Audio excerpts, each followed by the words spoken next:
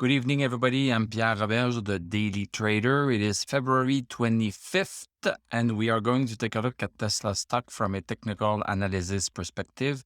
My goal in doing these videos is to help you understand how you can use technical analysis to make better trading and investing decisions. But I am not a financial advisor, so please do your own research and make your own decisions.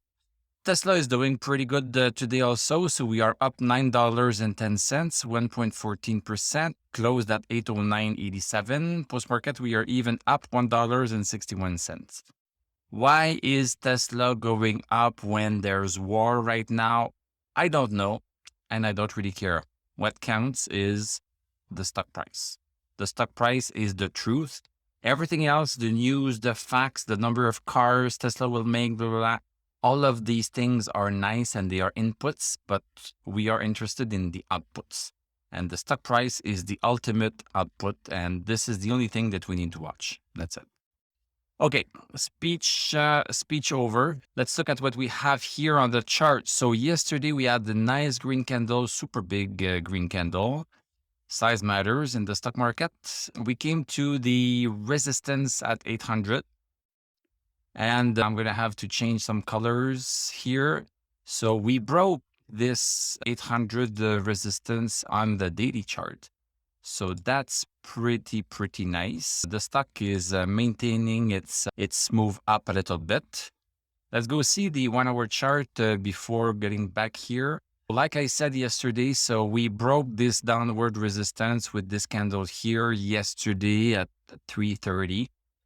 And it was a clean break because we had stochastic at 64 after that break. So that confirmed the break. And yes, this was right because we opened today right here, close to 813. So on the 1 hour chart, we have 813 as the resistance. That has been used in the past a little bit, and the stock is really respecting it. Sometimes we need to go to a lower time frame to understand better what is happening with the stock. So this is a good example here. So even though on the daily chart right here, we broke the double resistance that we had at 800 and I don't remember, I think it's 805. 805. So we have this double resistance right here.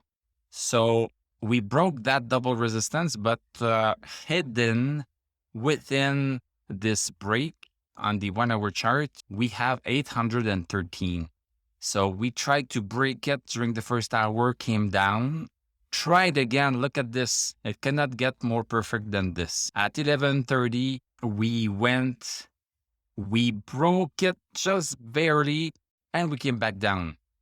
And we could not break it for the rest of the day. So maybe we just need some time, but this just goes to show that 813 is really an important resistance on the 1 hour chart. Indicators on the 1 hour chart are great. We have stochastic at 81, quite strong. We have MACD crossed over and everything. This is a nice breakout. This is a nice move, but now the stock needs to make a decision. Is it going to break 813? This is what we are going to see maybe on Monday or maybe on Tuesday. Okay, let's go back to the daily chart and let's look at a more long-term perspective. So a daily perspective. So from the hourly perspective, that was a nice move. So in terms of stochastic, we are still not at 60. So that's the only bad part here. So stochastic is still at 44. This move is less to be believable because of this. We could go up to 851. There's no daily resistance right here to go up there, but I cannot say right now that we are really going to the 940-ish. The stock has not demonstrated yet that it's strong enough for that. We don't have MACD broken over. We don't have RSI over 50. And we surely don't have the green line of the MI above the orange line. So nice maintaining move. So the stock maintained itself quite good. But beside maintaining itself quite good and being bullish, there's a difference, and that difference has not been covered yet. Let's take a look at the VIX a little bit. So volatility is coming down. So there was a trend of higher volatility since November 9th. So it's good to see it coming down a little bit. So this will help the stocks recover. Yields staying pretty much the same. Dow Jones, a second nice move, second green candle, still underneath this downward resistance, still stochastic below 60. Nice effort. S&P 500, nice green candle, second green candle in a row.